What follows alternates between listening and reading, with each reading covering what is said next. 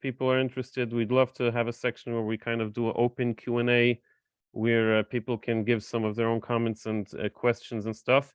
Tonight, we're just testing this out, so it's mainly kind of starting off with a conversation between me and Reb Levi. I guess we should start with introductions. My name is Elozor Goldstein. I live in Crown Heights, and I've been running this little thing called the Let's Talk Moshiach podcast, which traditionally has this fake background, black and blue checkers behind me. So I'm glad I got that set up for tonight's discussion. And hopefully, if it works out and it comes out nicely and teichendik and constructive, I'd love to be able to share this with everyone on the actual channel. So if everything works out, I hope that that works with everyone joining on the meeting tonight. And so me and our guest speaker tonight, our host actually, is Levi Polichenco. Is that how I pronounce it? And you're in, you said the West Coast. Where are you located, more or less? Oh, I believe you're muted. Hang on, I have to make you. Is it possible to make both of us Oh, here we go. I can ask you to unmute. And there we go. Okay. So you are located in? I'm located in Los Angeles, California. Oh, Los Angeles, California, Ira Kodesh. Yeah. Wonderful, excellent. Ira Kodesh. So I'm not sure if you had a chance to see any of the previous clips in this series, but I try to open up the conversation on the topics of, particularly the topics that some of us Chabad Hasidim have some sensitivities about, or a tough subject, tough questions, the elephants in the room, the things that get shoved under the rug. And instead of ending up in a situation where the years keep going on and the subject still remains kind of awkward, it might be very constructive of as many of us as possible to kind of get together, sit down, talk it out, and figure it out. So often enough, we've had the pattern happening in past years, where whenever we try to have such conversations,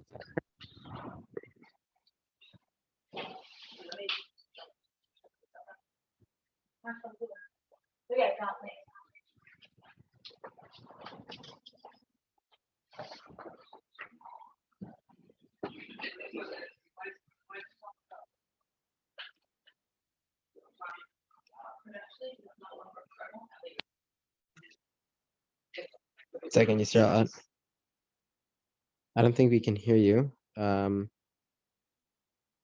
sorry, testing. Does anyone hear me? Yeah, good. Okay, good, excellent. If anyone doesn't hear me, please use the raise your hand feature, which I believe users are able to do. And you should be able to kind of signal if something's wrong. I'm not sure if the chat is enabled. If anyone wants to test that, go ahead and test. If anyone wants to test the raise a hand feature, hopefully that works as well. Welcome, Reb Simcha. Welcome on board.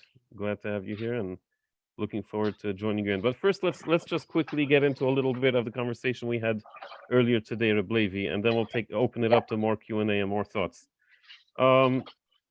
Levi, should I catch things up, or do you want to kind of pick us up where we left off, or how do you want to get back into where we were holding in the thread of discussion?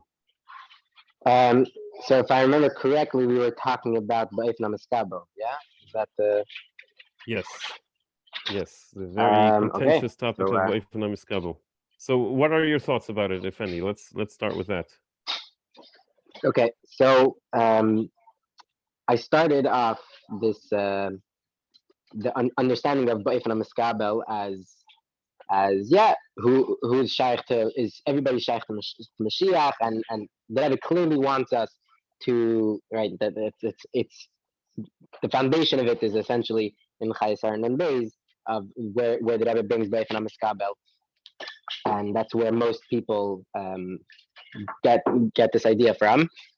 And the part is that the Rebbe wants us to, the new shlichus is to get everybody ready, Kabbalah Mashiach Tzidkenu, and the Rebbe puts in as a sort of caveat that it has to be Ba'if Namaskabo. So Yadrin. And so that's an understanding that some people are not going to be shaykh to Mashiach or something like that, and it's going to be Merachim and whatever it is. That was my initial understanding of it. Then I learned the whole Sikha, and learning the Sikha.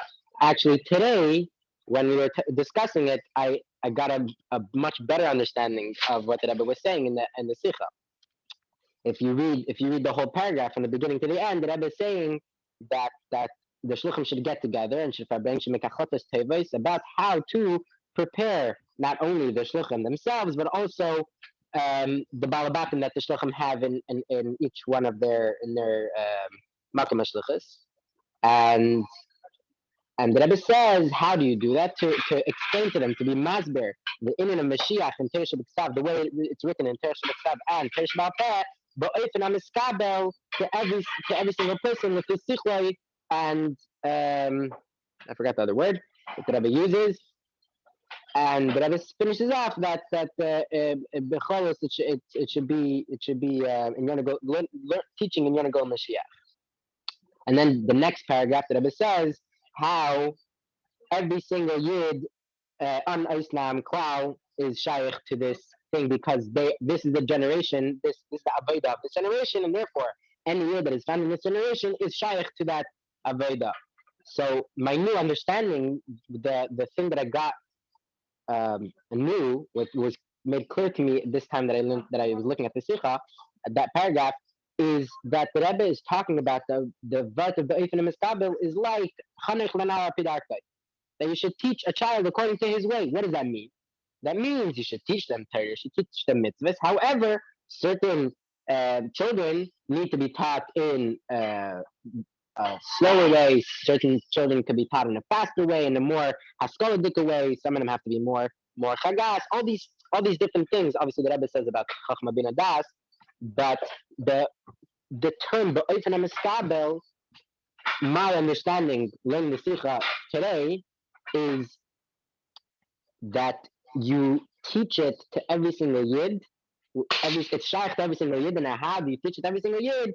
So you have to change it. Some yidden, you teach them in a clear way that this is what says in Teresh B'Ksav, this is what says in Teresh B'Alpeh. You can learn it from the source. And some people you have to embellish it. You have to do nice mashalim, nice stories.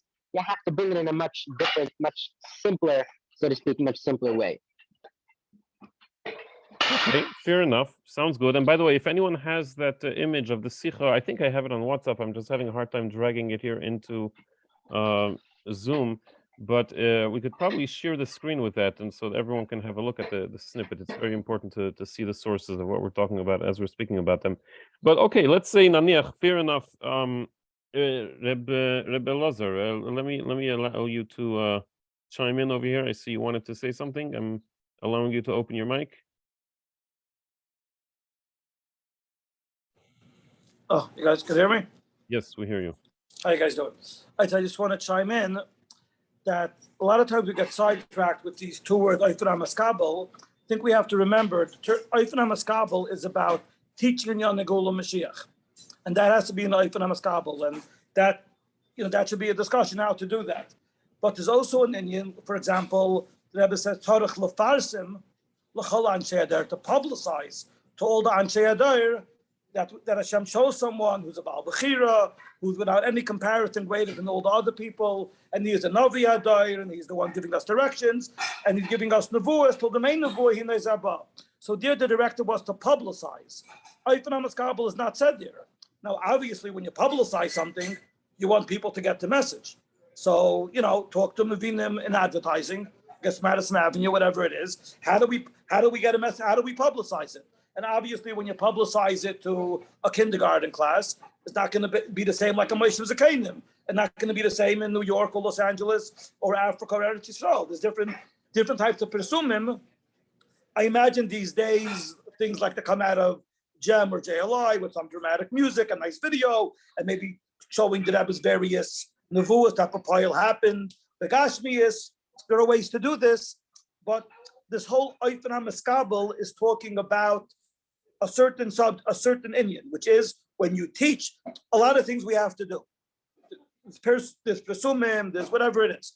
Then there's Derech HaYeshar, an extremely integral part is teaching about Geula Mashiach, and that teaching, the Rebbe made a point of saying, I guess even more than you would understand on your own, should dafka be ba'ayfan hamaskabel, l'tli sichloi shalachet echad, ba'ayfan the chacham being the das. So I think we have to be careful just not to get sidetracked with this ayfan hamaskabel, like Ilu, again, it's a little, I don't want to say narrow, but it's talking about a specific part of the general Mashiach campaign, and that is teaching on Yom Nagol Mashiach. Then there is Presumim. Then there's Inyan of Stam of, I don't know, let's say billboards would be a person, or PR, whatever you want to call it. You know, there I think that the general concept of Vaif and Hamaskabel, like anything else we do. I mean, when you do mitzvah tank, should be Vaif and Hamaskabel. You know, people have conversations, talk, is it Vaif and Hamaskabel, to have loud music and parades. We obviously feel, yes, some could argue maybe people don't like it, you're blocking traffic, and make them, we can have a conversation. But everything we do should be Vaif and Hamaskabel. I think an additional thing, but that shouldn't sidetrack us from Tirsumim and other things where, and I think the one that I think I made earlier today in the chat is, if we have a hayra to do something, chas v'shalom, for a chassid to say, we can't do what the Rebbe said, the world is ready and that we should do because it's going to turn people off. I think the problem is on us to figure out how to do it in a way that won't turn people off. But the answer can't be, don't go there, because if you're going to tell people, I'll take something more benign, that the Rebbe is the Novi Hadar, which that's black and white. No one could say the Rebbe didn't say that. The most you could say is he meant the Friedrich Rebbe. Fine, so publicize the Friedrich Rebbe Lamazagin. But clearly, to be Mefarsim, we have Vayra, to be Mefarsim to all the people that there's this person who's a Nasi Hadar and a Navi Hadar. So yeah, do that in Oif and Hamaskabel. But if one Chas v'Shalom for a Chassid to say, oh, that we can't do. But if we do that, it's going to turn off my whole community. The Rebbe is telling us that is our job to do it. How to do it? That's a good question. Okay, let's talk which community you're in. We could figure out the demographics, how to do it.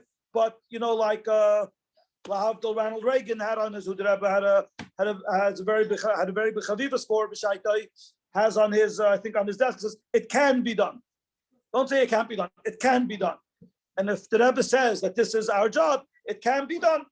That's my point for now. Okay, fair enough. So is there a particular concern about that? I'll ask also Rebbe Elozor, but also back to Rebbe Levi. So you brought up something very important from the Simcha, that we need to be mefarsim the message, and it's important that it be niskabel. So is there a particular concern about that, about how that's happening, or how it's being done, or how it's not being done? And I guess I have one or two phrasings of how I would describe what the issue is. But Levi, let me pass the mic back to you. In your words, what have you found might have been an issue about this in the past or currently that you feel is a problem about this in Lubavitch or whoever it might be?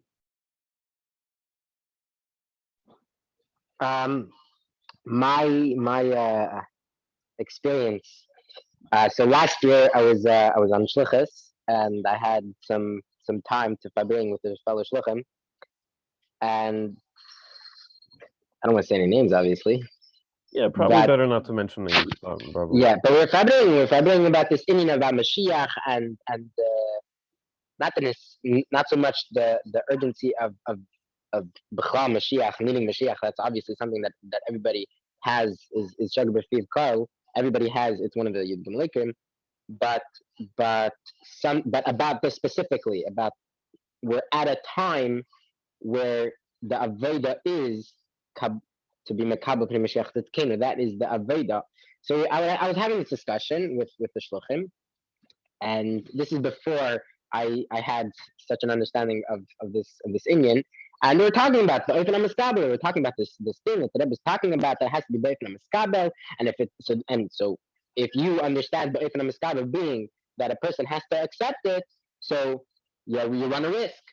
What's the risk? The risk is if the person won't accept it, then that's a problem. So what are we going to do? We're just going to not talk about it. We're not going to approach that risk because we want to be safe. We want to be, right? Chabad, Lubavitch is very into, obviously to a certain extent, is very into being loving and welcoming and inviting. Why? So that every single Yid will see how beautiful Yiddishkeit is and what it will become a from Yid, right? that's the matter of most shluchim, is a round of applause for the whole world that we push to have, right? C teams is Kanai Naharet, over 3,000 teens, right? Teenagers that you would think are the most cult to religion and all these things. You have 3,000 of them in 770. It's, yeah, 100%. However, being that we're so we like to be so safe and loving and warming and all these things, we don't like to approach very what's the word? Very sensitive. Yeah. Yes, very sensitive, very iffy topics like Moshiach in a way of Kabbalah. Because if we're saying we want Moshiach now, right, Moshiach is going to come, all these things is very nice, but once you get into, now that Aveda is Kabbalah when Moshiach came, like the Rebbe says, Moshiach is Shenda, and then Pashas and Mishpatim Nun Beis, the Rebbe is saying how the Moshiach is already, we already see the effects that Moshiach is having. Moshiach is already doing things to affect the world. That already gets a little, that's already stepping on eggshells, so to speak. Why? Because Mashiach is not here. Where's Mashiach? I don't see Mashiach. There's still bad things happening. All these things, though, you could ask good questions, and we don't have the answers to them. So what's the safest thing to do is to stay away from it and explain ba'ofen hamiskabel that these people are not going to be mikabel. You don't know why, because you've never tried it. You've never gone there. We're going to be safe. I hear. Yeah, I can understand the sentiment. So let's say if we are in such a conversation with Hosei the Shliach, and I guess so you got the sense, or you got the feeling that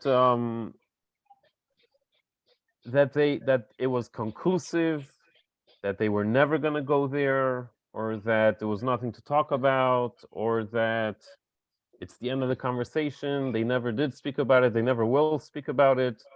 Maybe they didn't feel comfortable about it up to some point, but then maybe at some point they could get more warmed up and open to it. Was there any, what was so bad, I guess, about the situation? Worst case, they didn't feel like it, or maybe they were going to talk about it. Maybe they're working on it. Maybe they're working on getting closer towards there. What was your impression about that? So this is a little controversial, so to speak. That's why we're having this conversation. Yeah. From my experience, shluchim don't like people coming to them and telling them that they're doing things wrong, and they don't like people telling them that you should be doing this instead of this. They don't like people telling them that right? So I tried pushing. I said, mitzvah tefillin, all these things that were controversial back then. That is why then we did it, and now we're not doing it. Lubavitch was never supposed to be safe, right? We do things, we jump, right? Our whole way we approach the world is is to go out and to change the world. What happened that all of a sudden now we just want to be safe? We just go back to doing the safe thing, to doing the thing that we know is okay, we know is right. So to answer your question about my conversation with the shluchim, is that my understanding is they're never going to go there, because then it means that they have to now face, and this is what I think is the root of a lot of people's of okay, I don't want to diagnose a bunch of people, but I think this is the root of problems that I see, is that there is trauma, right? Starting from Nun Aleph, Nun Beis, Nun Gimel, and Daled, precious years of the Rebbe pushing Mashiach and making it very clear, and then Nun Daled happened, and you had shluchim, you had people that you would think are there, but They have questions themselves, right? The Ba'if and Miskabel is in themselves. Right? The Rebbe started in the beginning of the paragraph, before the Rebbe said about the Shluchim should prepare the Balabatim, the Rebbe said the Shluchim should prepare themselves. Before you can, not before, but to get to your Balabatim, you have to be ready to jump. If you're not ready to jump, if you're scared, then you're not going to jump. So the reason why I think these people, not these people, whatever, it's generalized, but the reason why I think the people the shluchim that I was having discussions with I don't think are ever going to get there unless there is unless there's people behind them supporting them, is because they're scared to jump. Fair enough. I could hear that. I can understand how that would happen. In fact, if I were in their shoes, it's highly likely I would be part of that problem. Who here is a shliach? Are you, Reb Levi, where you are? You're doing shlichus where you are, or what's your if I may ask such a personal question? Yes, I'm doing shlichus. Oh, I'm doing good. I'm teaching. Amazing. I'm a malamed. I'm curious how much have you so far? I'm sure it's still in the works, and you're probably still going to work on it more. But how much have you so far achieved in inspiring and awakening those that you have influence on, if you're Mohammeds or your students, whoever it is, to be all active and like it's really happening? Moshiach is mamash ot, and it's here. How is it going with your avodas Moshiach over there? Yes, good. It's tough. It's definitely very tough, and it's a discussion more than things that you can do. Right? It's not. You can't make a program, can't make a nice event, and expect it to think it's a fabringen. It's a constant fabringen. And I have. We had a fabringen, a few fabringens about this inyan, and we discussed it. We went through it. We learned. We talked. We had our issues. We spoke about our issues, Baruch Hashem. But I think that's my approach to this, trying to get other people to be excited about it, is going through the issues that we all have. I had these issues myself. I mean, to a much lesser extent, but there were issues that I understood, and we talked about it. And I'm still Baruch Hashem, with the help of my fellow friends and fellow family members, I'm still getting a better and bigger picture on this whole idea. Great, amazing, excellent. It's very inspiring to hear your story. I live here in Crown Heights, and you would think, Chatzres Kotshenu, the Shchunas HaMelech, Kamsi Vashem Sabrocha, you would think that's mamosh, but guess what? It is true also. I mean, it's like the story of the two Odessas. There is this Crown Heights and there is that Crown Heights, and depending on which one you tune into, you could go to this Odessa or the other Odessa. But I often find myself in one and I often find myself in the other, and guess what? It could be mamosh very, very tough, even here in Crown Heights. Sometimes I feel like I'm walking in a Moshiachville, and sometimes I feel like I'm walking down the street and like, wow, there are people out there in Yehupitzville, and they're way more ahead of the game and ready for Moshiach than some of us Chevra are here in America, in New York, in Crown Heights, mamash around 770. We have way ways to go. And yeah, I've also dealt with a lot of these, Gimel Tammuz trauma, and how do we deal with it, and how do we work through all these issues. And I've tried to whatever extent I was able to open up the conversations and discuss it and talk about it with Chevra that I'm around, and that helps a lot. I was basically hoping and yearning to Chosid Machta Sviva, to make an environment where can we all support each other and be on the same page that, yeah, I'm behind you, you're behind me. Let's continue encouraging and spreading the message onwards. Okay, so here's how I would phrase the issue in my own words. I'm not sure if it's the same issue, maybe it's a completely separate issue, but what comes to my mind is like this. I'm not sure what happened to me in my journey of waking up from Bacherhood and deciding I got to take a stance in this situation. What's the story with the whole Moshiach thing? I ended up somewhere in Yehupitzville, not specifically in Mishiachistville and not specifically in Antiville. I have my guns aimed to both directions. So I have tinus here and I have tinus there. if we may, because we're bringing out the elephant in the rooms over here, I'm going to present one of my gripes I have with so-called the enthusiastic side, the Moshiach is coming now side, so to speak, side, if we could use such words, side. I don't like these categories and labels.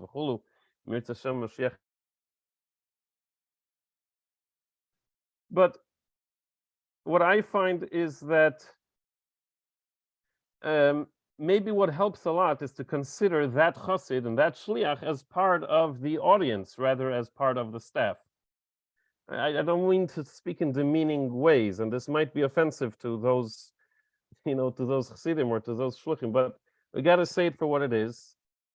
If we find a chassid or a shliach who is not yet part of the staff, sort of thing, so to speak, is not yet ready to be with it with us and be on it and be part of it, and it's mamash kfira, oy vey, Ribono shel Olam. Our own Rebbe is saying words in the Simcha, and you're saying, no, I can't deal with it. Ribono shel Olam, varf maris von Lubavitch. What is this? Can this nicht verleiden? Plus, he wears a hat and a beard and a kapota, and he dares to call himself a chassid, a Lubavitch, a chassid of the Rebbe, and he's ignoring the Rebbe's words, and he's putting aside, and he can't deal with the Rebbe. Was is das? Was is? Yeah. We have that tendency, but we get a little too sharp with that. I think we get a little bit carried away. By now, it's already a habit. It's an ingrained. We're addicted to it almost. I've gone through this conditioning myself. I have hung around Lubavitch from Bacherhood all the way up to adulthood, to the younger manhood, etc.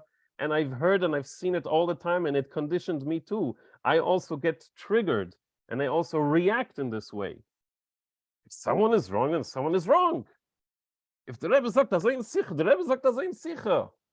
We get this gvura, we get this like what we are often mispair, that Chabad Lubavitchers are so much Ashreinu Matev Chakenu, better than the Polishers and better than the Misnagdim. And why? Because they throw rocks and they make pashkevilim and they say Varf Maru is Shaigets, whatever, and they can't accept, and they can't deal with Mikuravim. And if someone is an Epicurus, then he's an Epicurus. But we are so much better. Why? Because we are open and we accept and we deal and we do miftzayim and we're mekarev and you mean mekareves to each and every yid. Except maybe our own fellow chassidim. If it's a guy in miftzayim, then we have to be nice and friendly and be mekarev to him. But if he's a guy that has a beard and a hat and he calls himself a shliach and he calls himself a Lubavitcher, v'chulu, then we don't have to be so nice to him. Then we can take the hammer, we can make a kardum lachtachba out of the Rebbe's words, and we can bang them over the head with it. How dare you? How could you not? The Rebbe sagt azoyin, how could you not? But the Rebbe, the same Moshiach, Rebbe Melech HaMoshiach, that wants to take us out of Golus, he is telling us, go ahead and do it with Boifen HaMiskabel. Now, in each situation, it depends with who you're talking about. You got to be Boifen HaMiskabel. If you're able to go further ahead with the guy and speak about it with him all the way at level 214, then go for it. But if you see that the guy is not going to go there, and he's never going to go there, and he's impossible, and he's forget about it, is this our sprach that we say, so it's a forget about it case, or it's never going to happen, or it can't work? Whatever happened to us being like, okay, you know what? The Rebbe is sending me a shlichus right here, right now. This shliach, this chassid, today is day one of who knows how many days that I have to work on him. Tzarich la'avod alav. We have to work on him. We have to come back, bring with him again, and inspire him again. What is taka the big deal about the Rebbe? What is taka the big deal about Moshiach? If we don't have those stars in our eyes, if we ourselves are dealing with issues about that, but we expect, hey, you must believe like I believe, hey, you must feel like I feel, then who says he will? Maybe he won't feel that way, but we could work on it. We often have a knee-jerk reaction that it's forget about it, and an anti is an anti, and it's impossible to work with them, and they're never going to get anywhere. So I have one random little thought about that, and then I want to take Rebbe Elozor's raised hand, and Levi, if you had some other thoughts about that. I have this random weird theory. It's partly hergesh, partly boich svara. My theory is that we all have this 5-year-old myth of how Moshiach is supposed to come, which looks something like suddenly the heavens open, and suddenly we hear doo, doo, doo, doo, doo, doo, and the shofar is blowing, and the clouds are opening up, and Moshiach comes down from the sky and pronounces Ani Melech HaMoshiach, and instantly, right away, the whole entire Klal Yisrael sees that, and they accept him as Melech HaMoshiach, and whatever. So I call this the fantastical fantasy Moshiach. Not to say, chas v'shalom, any kfira, that any of these things are not going to happen. Taka b'Shefer Gadol is a real thing. And the Melech HaMashiach announcing it to everyone, Higi Azman Go, is a real thing. And maybe even the phrase, Ani Melech HaMashiach, is also a real thing.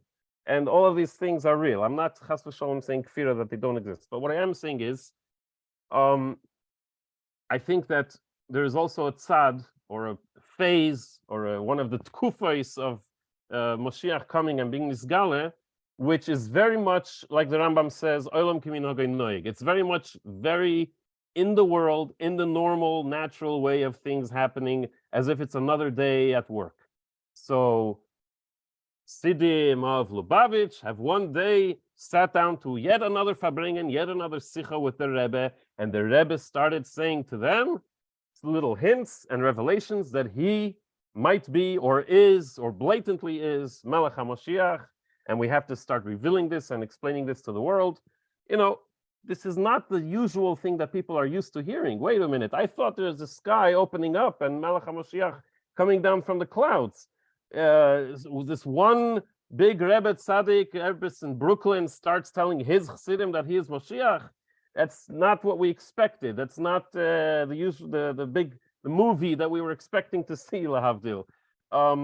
So in that fantasy Moshiach, what happens often, and I hear this a lot when I speak to Chassidim around the community. Oh yeah, this anti, forget about it. He's never gonna figure it out. Oh, that shliach, impossible. And those Yidden, forget about it. It's a stalemate. It's impossible to work with this. What we're basically saying is, let Moshiach come and save the situation. He will come down from the sky with a snap of his finger. He will make a miracle happen, and mitamol, everyone will realize that Mishachistim were right and antis were wrong, and everyone will applaud, and they will all bow down and say, Va'anachnu keirim. We're leaving it on the Eibishter, we're leaving it on the Rebbe to solve. But perhaps the Rebbe told us, tut als was ihr kennt. You know, so far Nachayar went by, and Moshiach still hasn't revealed himself fully. Maybe we're waiting on the Eibishter, and we're waiting on Moshiach. But what if they are also pointing the finger to us, and they're waiting on us? Maybe it's not that easy for them to bring Moshiach, because it's not that easy for us to bring Moshiach. And we're both waiting at each other like this. No, you do. No, you do. Like the Gemara that Shuvu Elai v'Shuvu Aleichem, and Yachid v'Rabim, Alocha Karabim, whatever. Point is, the Sichos of the Rebbe have both of these concepts in it. On the one hand, the Rebbe says, es is bilti move on klal. Mashiach should have already come long ago. It's not, we already finished everything that we have to do. There isn't something else more that we have to do. It's all finished. It's all done. It's completely on the Eibishter. We don't understand why it's the Eibishter's fault, basically. And then the Rebbe also says, weiter in the Sicha, muss sein, as da noch etwas, was man kann Meises sein, oder noch etwas, was man kann tun, oder tut alles, was ihr kennt, und you finden Eitzes, wie soll zu tun, und was zu tun. Wait a minute, but Rebbe, I thought you just told us that there is nothing more to do, and it's all done, and it's finished. What are you telling us here? Maybe what the Rebbe is telling us, that Take, the Eibishter should bring Moshiach Takef Miyad right now, but also there is something more that we can do. Let's not leave the whole thing on the Rebbe and on the Eibishter to solve. Why is it so impossible for us to go over to this chassid, to that chassid, to this shliach, to that shliach, and help them along the journey? Yes, they're a so-called anti. Yes, they can't deal with it. Yes, it's hard on them. How many more years are we going to punch them in the face with that?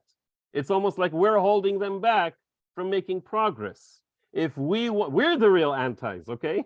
We're holding them back because we keep coming back to them, showing them the Sicha of the Rebbe. But look, it says on the page over here, look, you have to, you must, how could you not?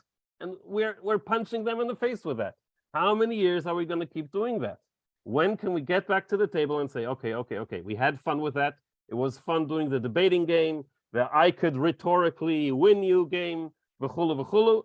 When can we get back to Mikarev sein? You mean Mikareves? Sit down, Fabring. It's not a one-time deal that I'm right, you're wrong. It's a continuous deal of let's go on this journey and bring Moshiach. Adkan, my ramblings on this thought, but let me open up Rebbe Elozor Fisch to share your thoughts, please. And then we're going right back to Levi. I'm muted. Okay, a couple of things, very simple. Number one, the fantasy Mashiach, you mean the MBD Mashiach. The sky's opening up, the Avram Frieden, call it what it is. The MBD Mashiach, the Komaisi Mashiach, the Mashiach, the Mashiach that, Exactly. The finally the magic moment we've all been waiting for. The sky's opening up, and indeed that will happen.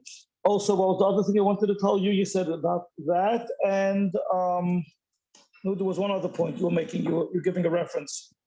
But leaving it up to the Rebbe to solve Lubavitch. No. You said about snap it. You said with a snap of the finger, it's going to be a wave of the hand, not a snap of the finger. Let's get our terms straight. Okay, then again, your first point. Okay, so whatever. It's a closed group here. Not so. Okay, I'm going to say the more Gevuridik side of it. Just to explain the more Gevuridik side. The chiluk you asked, why do we treat a shliach or a fellow chassid worse than a guy in the street? So there is the concept, not by everyone, but by some, again, taking the Gevuridik approach, that it's yes, Rabbeinu Umechav, and that would have ended it. So there is that concept that probably doesn't apply, but one could think is going in that kav, again, taking the Gevuridik away, whereas the guy on the street is totally not shaykh, that concept, because he has no das. And if you're dealing with someone who does know, someone who you know, who you know for a fact, knows the was by the Fabregid, the Chazad the Sichas, and knows the Sichas. And from deswegen, okay, so then there could be in the Sayin why he's different than the guy in the street. And Bechlal is different than the guy. I remember heard from Alan David Gan, the Mashpia, Marstown, people in Geraya that the Rebbe, when a girl came to the Rebbe with piercings and tattoos, and the Rebbe smiled at her and gave her another $1 and was ma'ated. So the Rebbe's not talking to the Bishvefka girl should be that way. People will say, look, you told me how to dress, look how nice the Rebbe is. It depends which direction you're coming from. So that's it's very different. Then there was some type, maybe part of the trauma after Gimel Tammuz was, it looks like I don't know who he is, but it looks like I'm the Zakin Sheba Chaburi here. I'm not sure how many were around. Was anyone around Gimel Tammuz time? You were around? How old you were? I was 6, 7 years old, whatever. Okay, but I'm saying, but not like 20, unless you stock bunch, you were whatever. In any case, so there was a lot of 8 years old. So there was a lot of what was I was 1920. There was a lot of trauma, and rightfully so. We definitely sidetrack. Definitely, that was not part of the script. That was not an option. That was not shaykh. That was even that it should look, even the way, according to any interpretation, that there should be la'enei basar, even according to the state of New York, that this is right. That was totally. It was, to say it caught us by, beyond the shock, there's no word to describe it. A lot of trauma, and there was perhaps a sort of a movement to kind of get away from this. What was the mainstream understanding, and you can see this now lately. Someone's been putting out these videos of the Fabregans. Some of it have been posted on the chat of what we would call mainstream mashpiyim. Certainly, I could tell you the mainstream rabbanim of the large communities of Echnaz in Kfar Chabad, the Hendel in Montreal, of the Marlowe in Crown Heights, wherever, Rebel in Montreal, in Australia, any Israel, every community, everywhere. Everywhere there was clearly and it's important that everyone should know that the Rebbe is Moshiach, and Rabbi Yoel was obviously spearheading this. And it was all based on the Rebbe. You listen to the Fabrenga. It wasn't like this would be a nice thing to do because we love our Rebbe and we're proud of him and we want him to be Mashiach, which, by the way, wouldn't be a wrong Chassidish Hergish. There would be merit in that, but that wasn't what it was. It was going on the Rebbe's Sichas and the Rebbe's answers and the Rebbe's Idud and everything going on. And then Gimel Tammuz was a rough one, especially for someone like. There was, what's the name here? One of the very, very big Maspiyim who was making a very big point how Gimel Tammuz cannot not happen, and if it happens, and then when it happened, Takarov, when I wasn't in that position. I was 19 years old. I wasn't 60 years old, going around the whole world. So yeah, there was enough to EC and this and kind of, and there was a confusion. And there was a bit of a thing to maybe let's get away from anything that might be controversial and let's stick to what everyone is comfortable with. We spoke before, but what everyone's comfortable with. Even though the Rebbe said it, let's do what everyone's comfortable with. So when people get upset, I think the earlier point, people get upset at certain Lubavitchers, Dubas Lados, it could be coming from that place that the Sichos, you knew it then, you were saying it then. And again, the truth is it could be Hatomim in a Shemayim, Hatomim from the Rebbe, why some of us have less of an Esayin, some of us it's more clearer, and some of us it's not clearer and there's more. Just like Abba Mifta's film, personally, it's not always easy to go in the street, in the supermarket. Are you Jewish? I'd much rather, when my son Simcha's there, I tell him to do it. It's not so geschmack always. I'm also, geschmack, I'm also this geschmack. Then there are some people, they first have a geschmack. They walk with it still in. There's no, first the gasness, there's nothing they like more. Better than a good steak, they want to put it on still. It's unbelievable for them. Right? But for me, it's a little bit harder. Some people, they can't. I do it for Payal. But some people don't do it at all. My head shliach, Shlomo McCunin, he doesn't walk anywhere without tefillin. A guy wearing a yarmulke with a beard will ask him, and there are people who say, no, I forgot today. He'll ask anyone that you put on tefillin. He's walking into cheder, he's walking into a front place, he's walking around with tefillin in his hand. Did you put on tefillin? He has a geschmack in this. Or is this kashrus is so strong that whatever, his own feelings don't take a place. Everyone has their own, could be there's also Hatomim in the Shemayim why you feel that way. But that's perhaps why we look at other, then there's something else. Then there's the Indian, someone who's living with the Sichos and living with, and including up to and including the Gimel, the Rebbe's Yiddish with Mesiras Nefesh, Rebbe moving his whole body, and those of us who were here, B'Shas Maisa, and you guys who were kids, but if you're old enough to remember, but those who were B'Toichet Dvarim, and we understood what it meant when the Rebbe's coming out and he's moving, going like this, and making with his left hand, and Adi Yom Hazeh, we're koching zich, like Baruch Hashem, we're doing right now. Plus, it's not like it's like something on the side burner, but like things like this, making a podcast, making a Zoom, putting it on the front burner, spending our evening talking about this.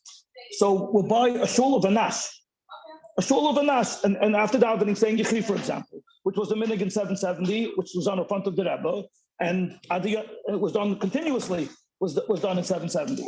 And there's no richuk, it's a minion of Lubavitcher Chassidut. No, there's no one there is not a Lubavitcher. And you say Yechi in the Shchuna, and the people get upset at you. Like you're the horrible person. How dare you? How dare you say Yechi? And they get horribly offended. So you're asking, why do we get upset at other Chassidim? It's often the other way around. Like, what do you want from me? I'm doing what the Rebbe, like the onus is on you. Like, why aren't you responding? Why am, at least say, you know what? So as a chassid, it's not like we made these words up out of nowhere. It's talking about, when I say the elephant in the room, like I heard from, I think I mentioned on the chat, Rav Shmuel said that all Chassidim, we all believe the same thing. The chilek in Adam is the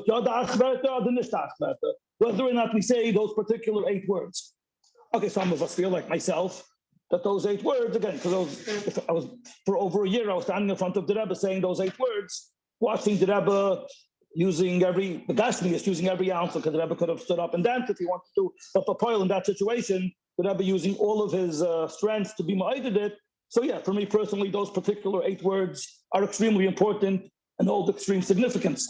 But whatever it is, but the bottom line is, okay, just the elephant in the room, the 8 words. If it is being said, I would think the least you could do is just be quiet and have some, and like many people do, and many people indeed take that road. Hey, you know what? You're saying this. LA Bechlal is a little bit like that, where no one really has very, very strong opinions.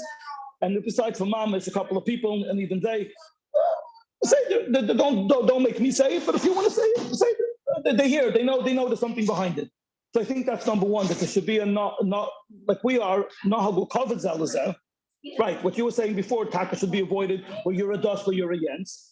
But I could hear where it comes from when there's something that's so important that people say, you b'chlal, you're being like, hello, could we at least talk about the sichas? I mean, I heard, I'm not going to say it here, even in the small group, but a very prominent Rav, a very prominent chassid, very, very prominent, was shown a certain sicha, and he said, "Oh, no, that's the New Testament." I won't tell you who it is, but you'd be surprised if I told you who. So you all heard of him.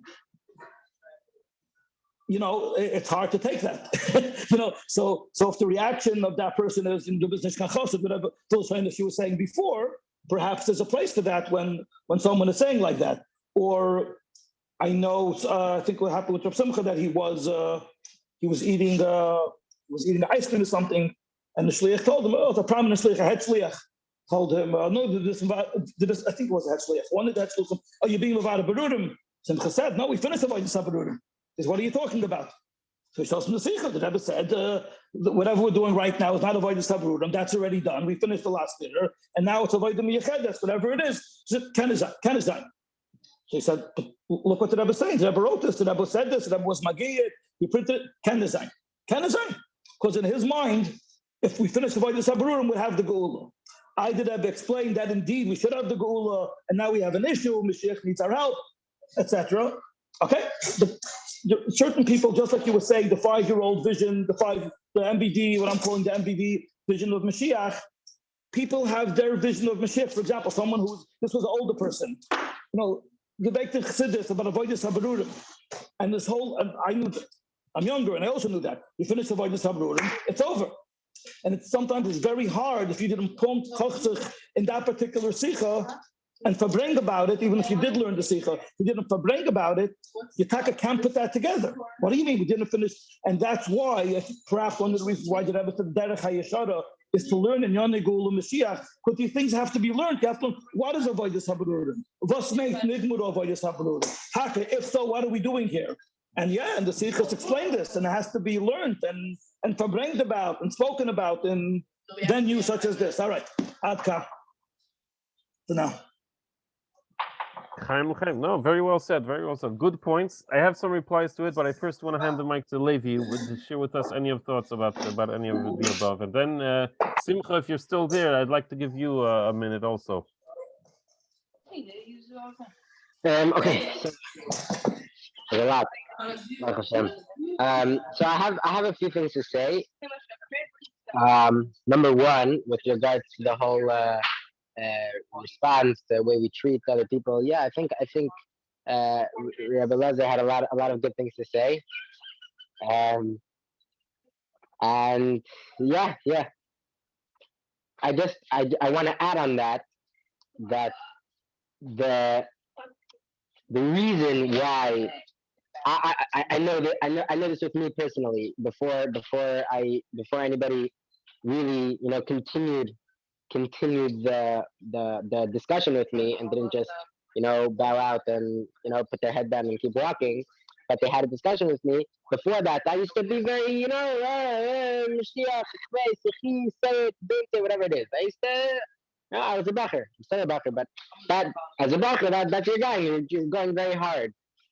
And the reason why I personally did that was because there's a sense of urgency, right? This is after Chav Ches Siva, Chav Ches Nisan, after Shimon, right? The Rebbe said a Sikha of I have already finished all I've done. Now it's up to you.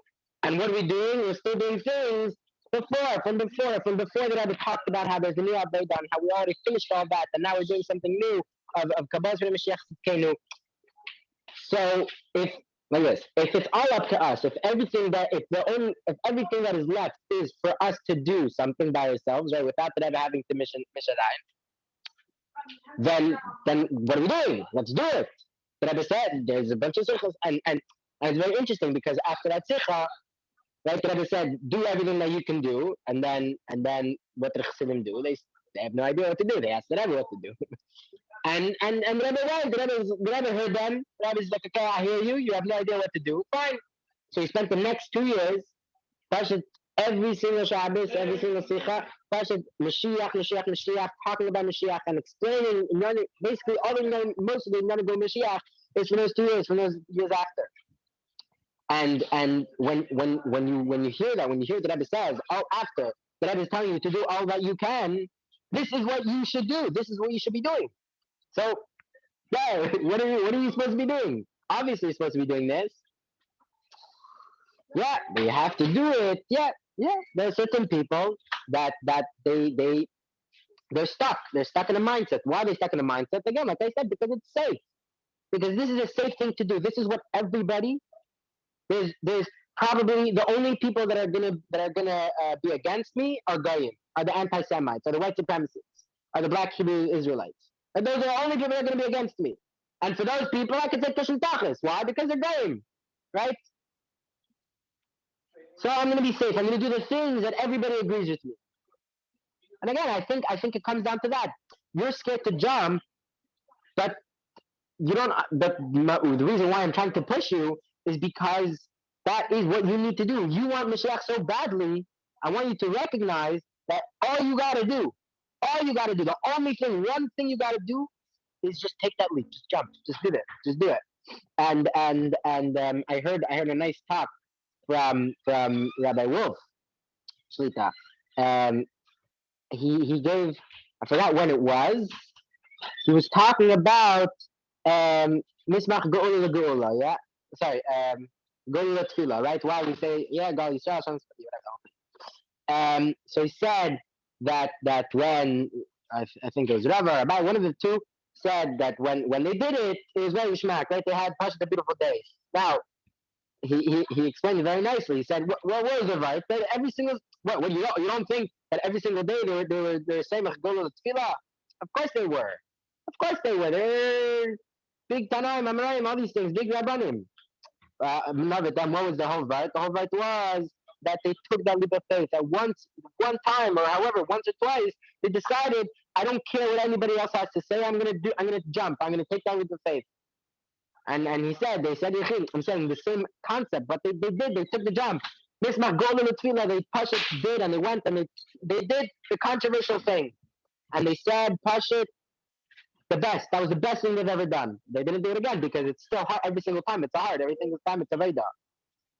And Rabbi Wolf says he always has hardships with this whole thing because it's controversial. You are going against the majority. You're going against the establishment. You're going against what everybody else thinks in their mind. And when you do that, it's very scary. So what he gets a lot of the Rebbe, he has a lot of stories of Igris, of Oyel, of a lot of stories with the Rebbe, how the Rebbe is showing him how he's doing the right thing constantly. Whenever he has fakest, the Rebbe is showing him that he's doing the right thing. Anyways, so one thing as to why I think it happens, obviously it's not the best thing to happen, but it happens because, like my Shvai said, I'm the bad guy for saying Yechi, even though that is the Aveda. Why am I the bad guy? Right? And it's more reactionary than this is, right? It's more about we react to the way we live our lives, essentially, right? We're living our lives with this imminent and this constant need of this is what we got to do. And your reaction, the way you react to that, the way you treat me is, I'm the one that has my head on right? I'm the one that's crazy. No, and that's where it comes from. Okay, yeah, I totally hear you on that. Reb Simcha, you there? Should I first give some responding thoughts, or let's hear you? You've been waiting very, very, very patiently all this time. Please go ahead.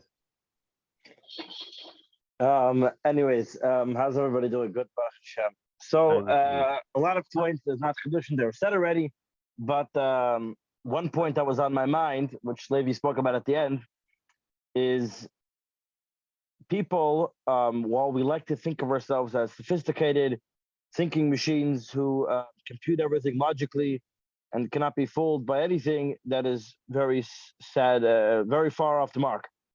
And as we've seen from the past few years in particular, but in general, through looking through history, people are going to believe whatever is mainstream, by and large. And it'll be near impossible to convince anyone of something that is not what most people believe already, what he's hearing from reputable sources. That's a fact.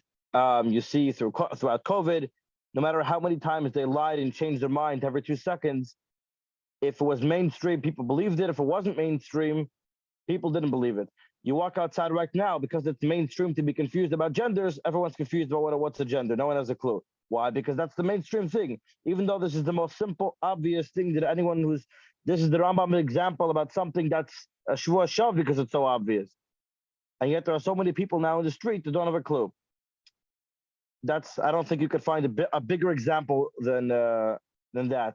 But bringing it back to our topic at hand, you can try and spend all day and night trying to convince individual people of your points. And by and large, I found people don't have a very good answer. They'll just spit back some stupid things in your face that don't really sufficiently address your concerns. But because the real concern is, if what you're saying is true, then my father is wrong, my mashpia is wrong, my Rosh Yeshiva is wrong, all the shluchim are wrong, and you're the only guy who figured it out. Kakafanyam. That is by and large the problem. I'm not trying to fix it, but that's the problem. And if you want the masses, certainly talk to people. But if you want the masses to accept what you're saying, it needs to be from reputable sources, the mainstream thing to do. That's one point that I wanted to make. Another point, and this was also mentioned in a certain sense, that the Rebbe gave over the job to us. We're assuming the Rebbe is going to do it. Well, the truth of the matter is the Rebbe told us in very emphatic terms that he is not doing it. The Rebbe said, "I'm living in the Gula world. I'm ready for the Gula. That's not a problem. You're not ready for the Gula."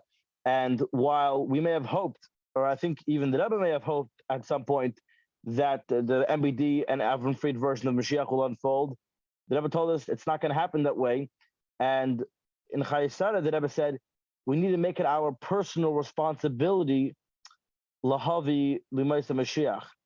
That means it needs to be the personal responsibility of every individual person upon awakening, that when you wake up today, I'm going to bring the Geula, Yemaisa Mashiach, says the Rebbe, not just Yemaisa Mashiach, Lashon Yachid, Lashon Rabin, and not just the way Mashiach is B'chaskes Mashiach, but the way Mashiach is B'vadai.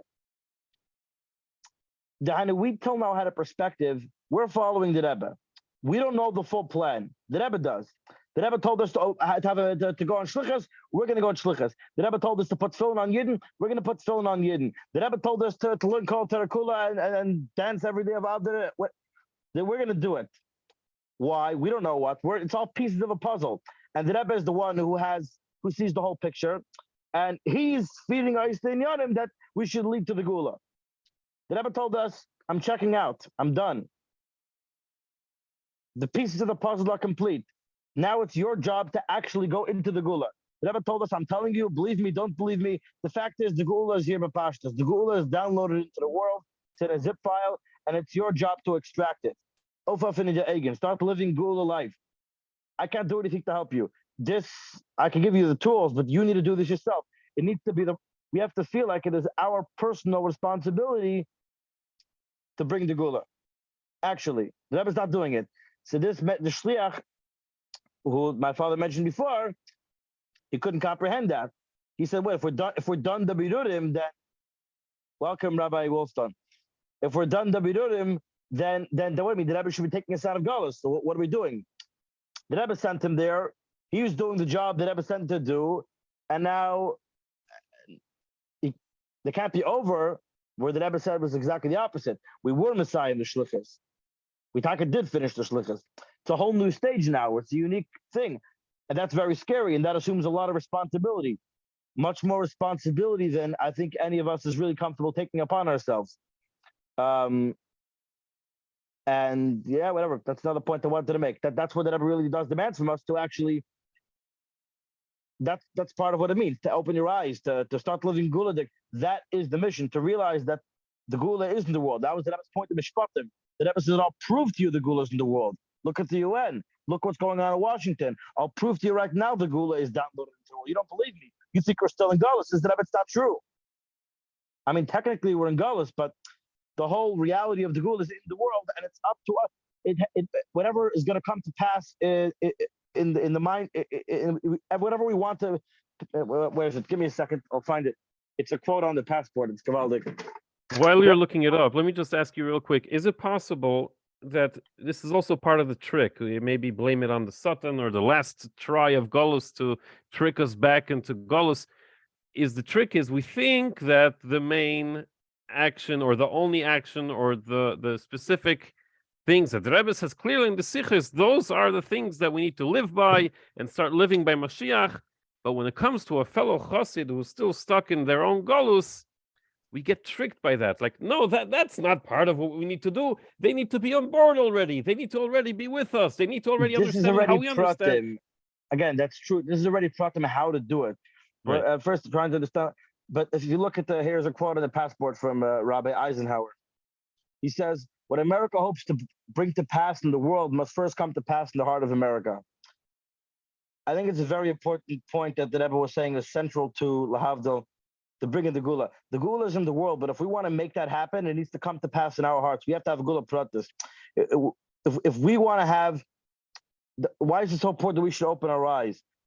We need to first open our eyes, and then the Rebbe will come and build the Beis Mikdash and have Kibbutz Galit. There's no more steps that have to happen. There's nothing more on a checklist of things that need to occur before we'll be ready for the Gula. We're ready right now. We're ready 30 years ago. We're waiting for us to go over the threshold. Now, this is not a very simple concept. It's a concept that you have to think about. You have to really understand. And the only proper way for this to happen is everyone's bringing about this. Everyone's talking about it. You're living in a reality where all of the people you know and respect, your mashpiyim, your sheshivas, your father, your family, the structure of the school is all focused on making this a real thing happening.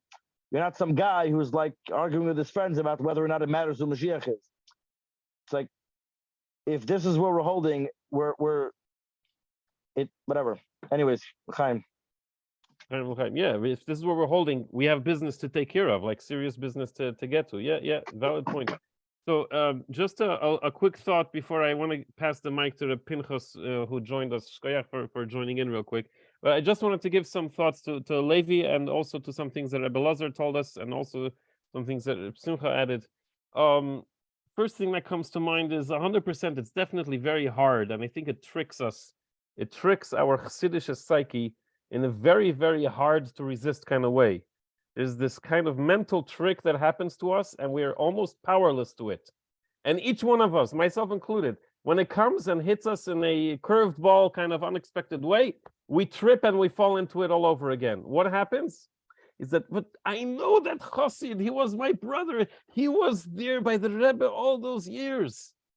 I can't, how could he possibly, or a Chassid who outright says, es kann nicht sein, right? Avodas habirurim finished, es kann nicht sein. No, it's impossible. Or a Chassid who said, to'isi. Or a few of the other things that I'm not remembering offhand now that Rebbe Elozor mentioned, like things that make it really, really, really, really, really, really hard. Like, how are you supposed to deal with that? How could you not go crazy? How could you not say, Ribono Shel Olam, Kofer Mamash, or how could you feel it? Absolutely. It's very, very, very, very, very, very, very hard. I think the closest comparison to that sort of thing is anyone, Baruch Hashem, I'm not familiar with this. I hope to never be familiar with this. But anyone who is familiar with the concept of having a household member, particularly a child, who decided to go on their own derech, that is so-called off the derech, and how difficult it is to not have the knee-jerk reactions to that, and instead to accept and to love and to invite them back and to keep open conversation with them. That is perhaps the closest example that I can find to this idea of, on the one hand, how could this possibly, Oisvorf, how dare you renege everything that I educated you for and that I invested so much time and money and effort and sleepless nights on you, my son, my child, my daughter. How could you do this to us, blah, blah, blah. And on the other hand, you have to shut up. You have to suffer it. You have to shut your mouth.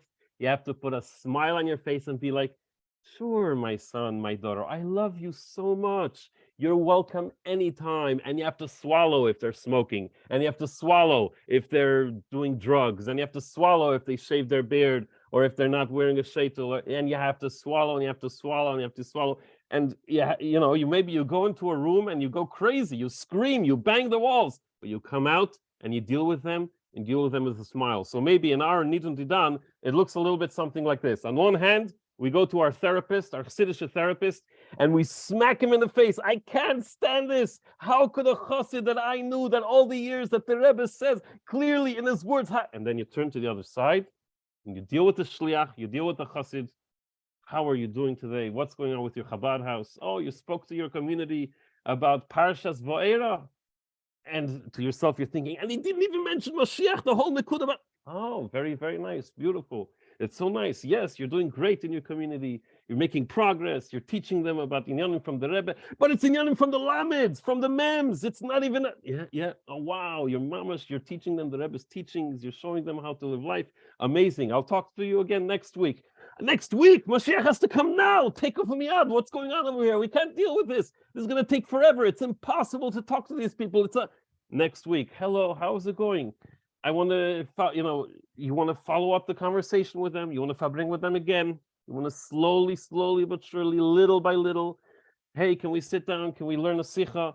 Whatever Simcha you want. Which Simcha do you want to learn? This one, Chelik Aleph. Chelik Aleph we did back in the Lameds and the Chaf. Oh, okay, fine. Chelik Aleph. We're ignoring the Nun Aleph, Nun Beis. Yeah, okay, fine.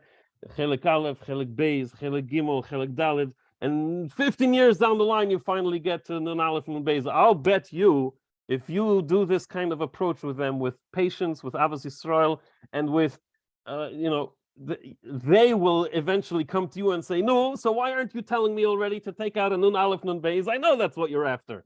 They'll tell you already. They'll bring you to the table. I have some personal stories of journeys like this that I've had the honor of going through.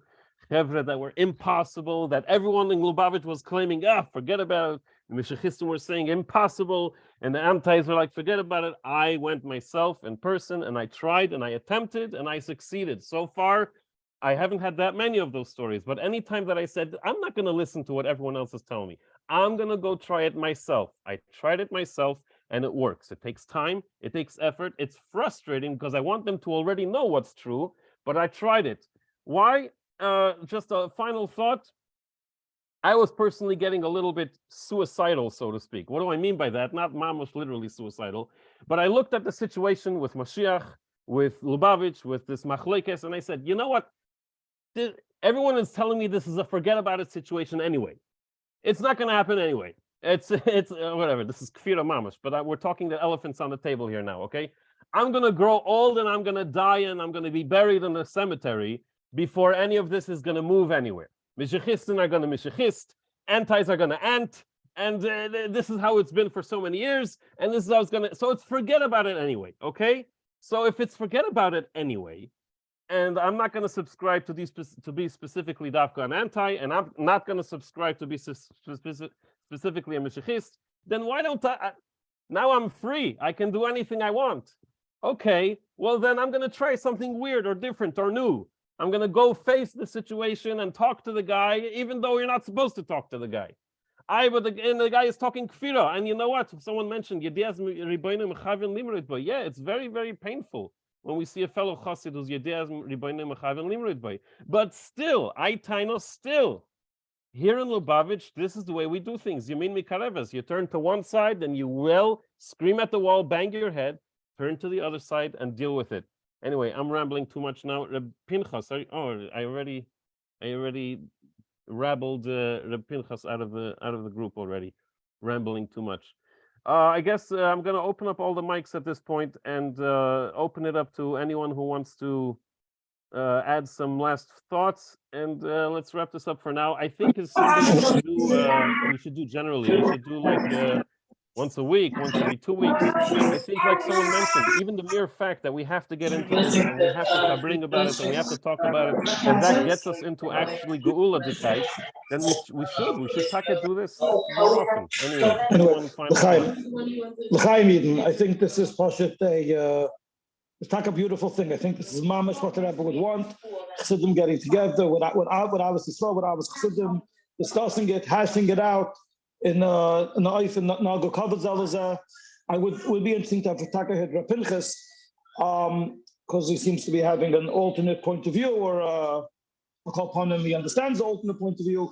But the Rebbe says the machshava, even before you do it, the fact that we get Moshiach, we're talking about it, just it's like the opposite what the Rebbe says about Eretz Yisrael, that the other way, that even just talking about Chas v'Shalom, giving up Shtachim is putting Yid in Sakana. It's the exact opposite by Mashiach. Just talking about Mashiach, just trying to figure it out, that already makes the Pa'ula that could bring it. So I think this is mamish giving the Rebbe Nachas. Even just this hour, what we're sitting here, giving an hour of our time, hashing it out. And I think, I'm hoping in Mir Hashem, I think I put a little clip. I think it would be very gleich if we maybe let's take a talk how we're talking about publicizing. Let's take a call upon Hatomim Yisrael, a Kama Hatomim Yisrael to join from that chat. I think it would be very rich if we had, not we're looking for a opposing point of view, but good to hear, it makes your point when you have to prove your point. It could be mechazik you. So I think it will be a gleich. I think maybe we should make a goal, perhaps, for next, let's say whatever, next week, whatever next week.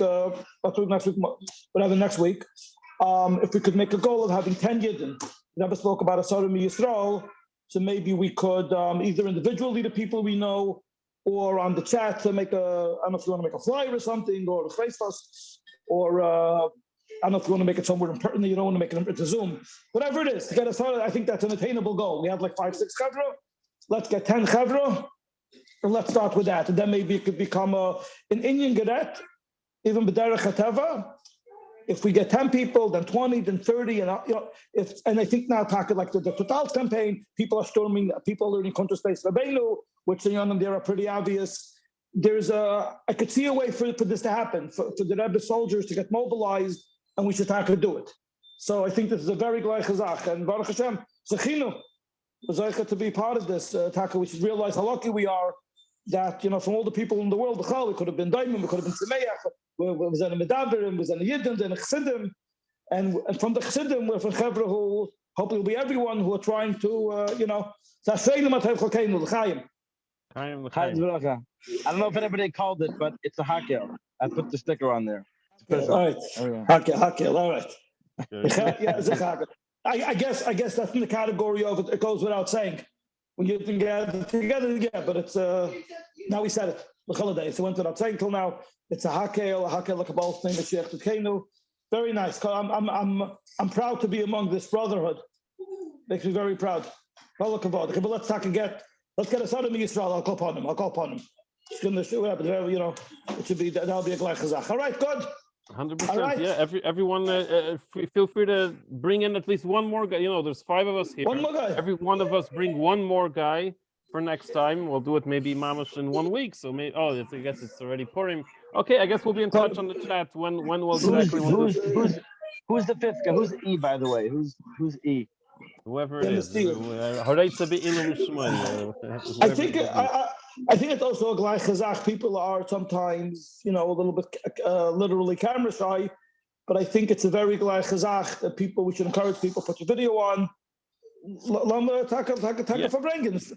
I think that the more they see us being like, tachas af and tish and talking on camera, the more it'll encourage others to voice what they have to say. Yeah. It's good also. People always say this isn't the time or the place.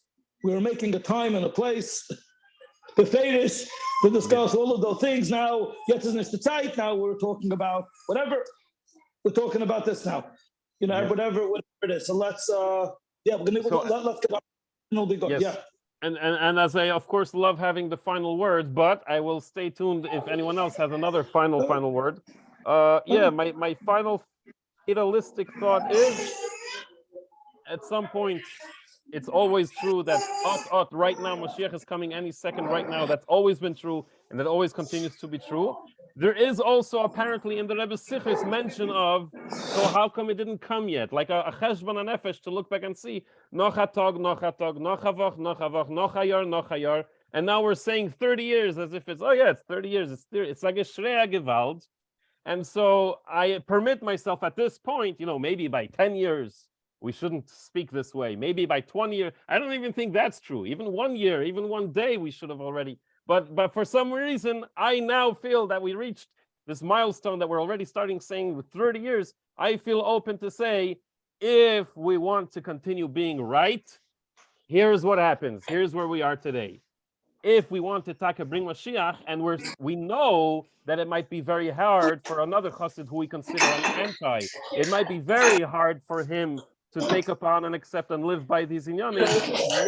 Look how hard it is for us to get around how right we are and to get over that and to get past that and to be kaisheya our own merits and our own conviction to be able to tell another chassid in a friendly way and in a makaravdika way to help them get into good. Look how hard it is for us. So it's not just on them. It's easy to see the negative on someone else, but it's hard to see on ourselves what we need to do to make it happen. So I strongly encourage whoever wants to continue the same old pattern we've been doing for the past 30 years, good luck. Let's see where we go with that.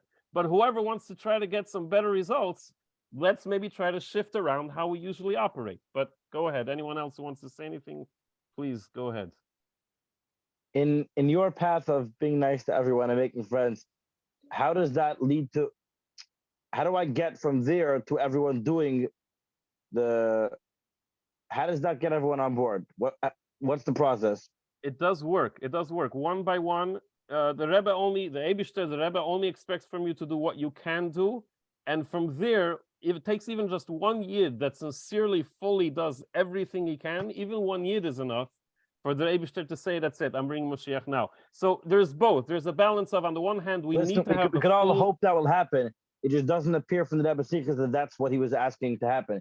He wanted the whole army of Shluchim to transform their whole MO. That's what he asked to happen.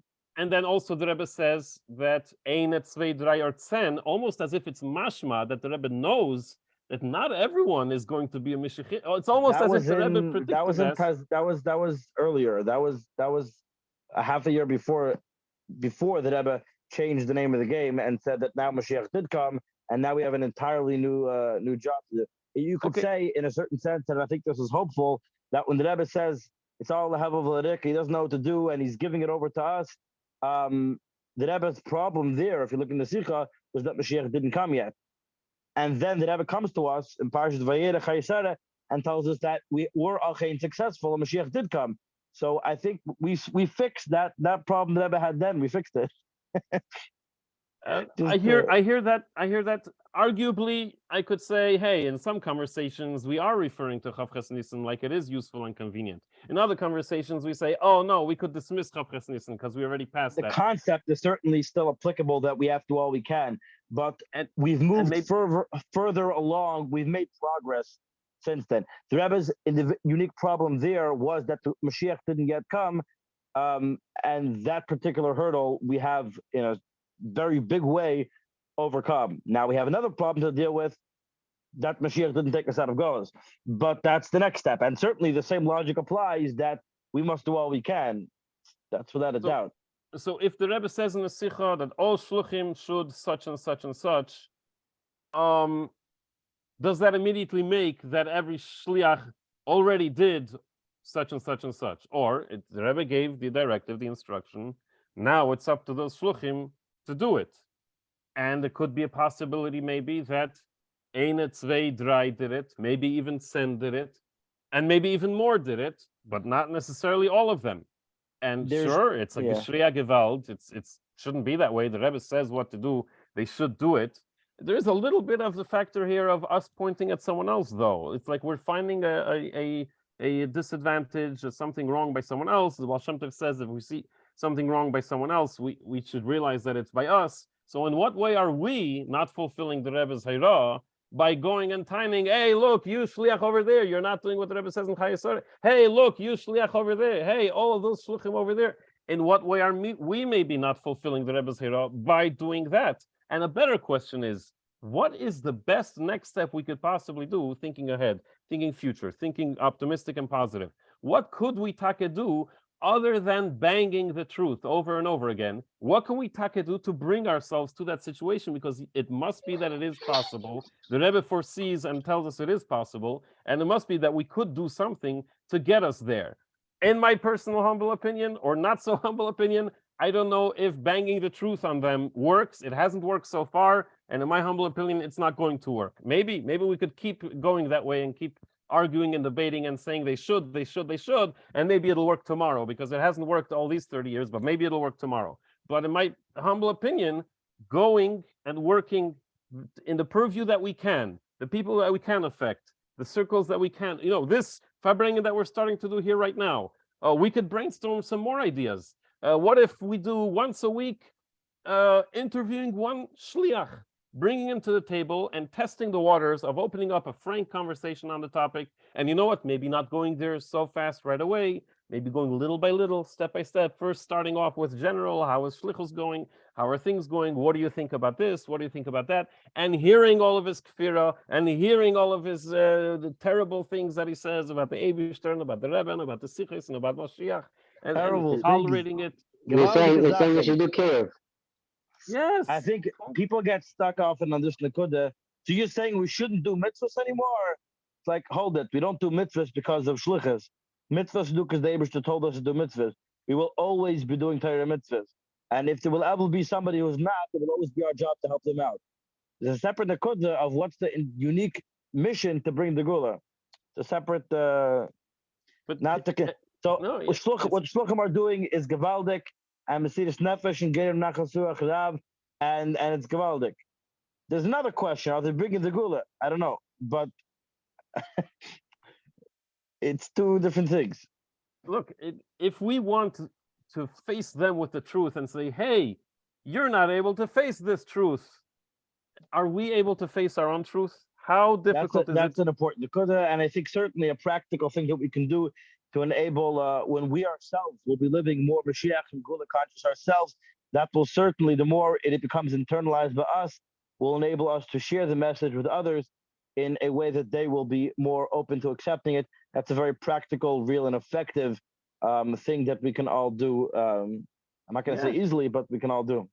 Yeah, this is my Meshugane clickbait title article of Meshichists are the real antis, and antis are the real Meshichists. Why are the Meshichists the real antis? Because we've, in a sense, given up on Moshiach being a cool, interesting, amazing thing that we want. It's just a fiery thing that we need to tell everyone and push on everyone. But wait a minute, do you really like Moshiach? Do you like the idea? Do you know what it's all about? Do you really care for it? Are you going to really, how is it going to affect Mamash in a way like tomorrow you're going to get a new phone that you're so excited about? Or we're going to make some parnasa for an avrech and make money, or so, a business opportunity. Or exciting, juicy political thing that's going on with the vaccines, or with politics, or the votes, or Trump, or I don't know what. Those are things that are like in our life, and we enjoy and we koch in them. And why is Moshiach such a fun, big deal? Well, so far, the thing that I'm gleaning is that it's a big deal because it's so fun to be right. That's what Moshiach is. Moshiach is, it's so fun to be right. And it's right because we know it's right, because it's the Rebbe, and the Rebbe is obviously the Rebbe, and it's the Rebbe's Sichos. Moshiach is a fun ride of being right. And I don't know if everyone likes that kind of Moshiach. Maybe people could be like, you know what? I don't feel like that's a fun party for me. I don't know if that's something that I'm interested in. We could do a lot in getting into the real deal, what really Moshiach is about, become a real Meshichist, which every anti we might find actually is also. And we are too, but we have to get on that track. Anyway, Chaim L'chaim. Anyone else? Chaim L'bracha. Chaim L'bracha. Good. All right, shkoyach everyone for participating, and we'll be back next time, and let's make this a bigger and bigger success, Mirza Hashem. An hour and a half, it's not too bad, it's good. Shkoyach Levi for being the spearhead. Like I said, people have hesitations coming on camera, and you were the Nachshon ben Aminadav, so we really, really appreciate it. Many years. I just want to be very important. I think it says it's being recorded here. We should post the link to wherever this is being recorded.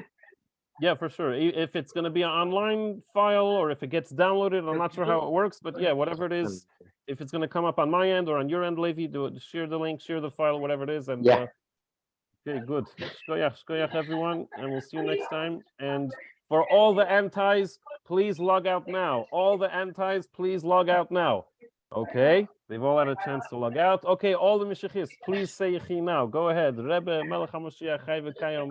Chia Dineinu V'Reinu V'Rabbeinu Mashiach Leilem Vod. Chia Dineinu Chia Dineinu V'Reinu V'Reinu Melech V'Rabbeinu HaMashiach Melech Leilem Chia Vod. Dineinu V'Reinu V'Rabbeinu Melech HaMashiach Leilem Vod. Chia Chia Dineinu Dineinu V'Reinu V'Reinu Melech V'Rabbeinu HaMashiach Melech Chia Leilem Vod. Dineinu V'Reinu V'Rabbeinu Melech HaMashiach Leilem Vod. Yechia Dineinu V'Reinu V'Rabbeinu Melech HaMashiach Leilem Vod. Fiach now. Tak, it's a hakel. It's a good Hakel. opportune time. Revam Yes. Hadras Melech. Yes. Shkoyach, everyone, for joining.